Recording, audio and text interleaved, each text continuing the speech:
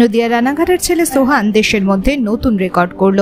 রানাঘাটের গর্ব সোহান দাস এখন জেলা রাজ্য পেরিয়ে গর্ব দেশের। বয়স মাত্র 17, এবছরই উচ্চ মাধ্যমিক পরীক্ষায় উত্তীর্ণ হয়েছে।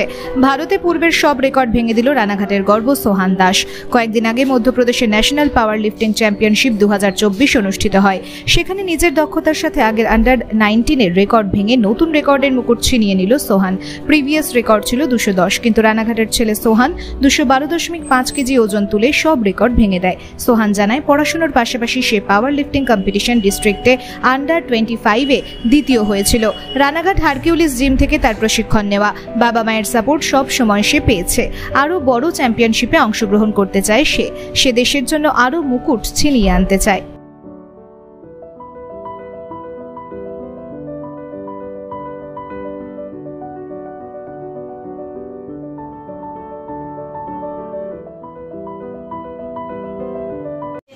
তুমি কোথা থেকে চ্যাম্পিয়ন হয়েছো? কিসে?